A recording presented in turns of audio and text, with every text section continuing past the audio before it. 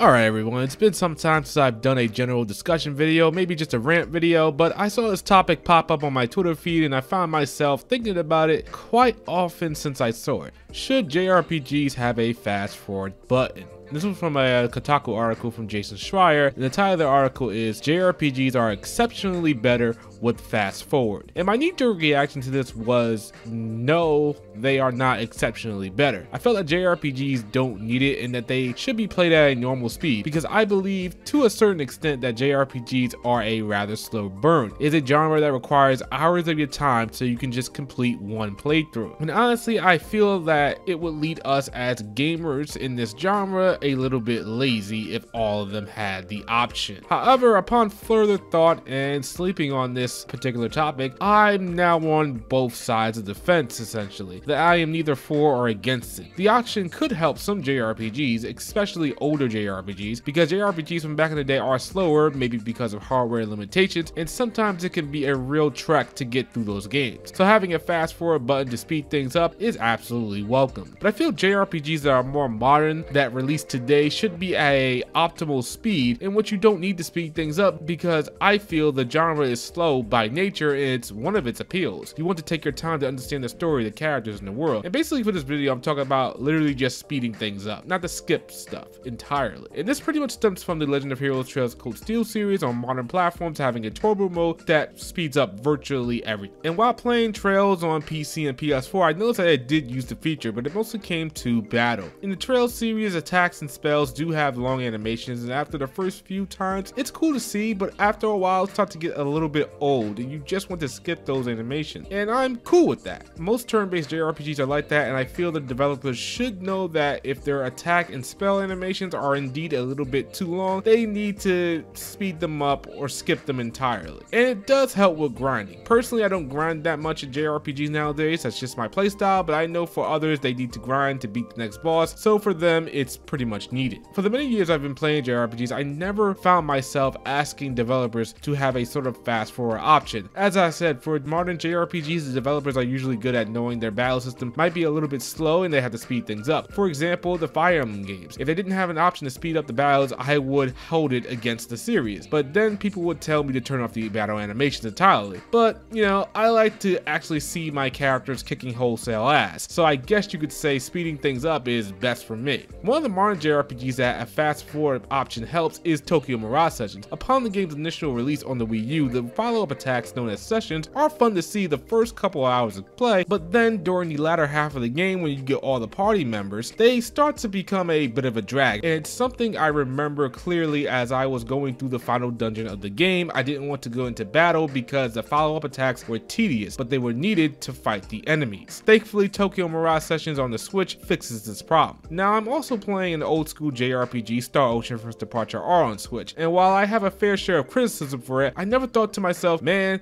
this game needs to speed up everything. Now this release of Star Ocean First Departure R does come with a button to speed up the character's movement outside of battle, and I'm all for speeding things up when it comes to traveling in a JRPG. So I guess at the end of the day, a fast forward option isn't really going to hurt anyone, but I also feel that as the genre is long by nature, I've gone to a bit accustomed to things not being at a more normal pace, I suppose. As I get older, I've seen people who also get older that they don't have time for the genre as they did in the past, so it's great for them to be able to speed things up. And hell, maybe, I don't know, this is probably best for more people to get into the genre. So what do you guys think? Should every JRPG that releases from this point on have a feature that will speed things up, or should they be played at a more quote-unquote slower and normal pace? I think we see a lot of it now in games because most JRPGs are being ported to current platforms, and those platforms are strong enough to handle speeding things up. I know a lot of people who played Final Fantasy VIII Remastered and was so grateful for the feature so they can play it again. If you are against having a fast forward option of sorts in JRPGs, please let me know. I am very interested to see your thoughts. Anyway guys, that is the video. Remember to hit that like button if you enjoyed this video, subscribe if you are new to the channel, and people, I will see you all shortly very soon.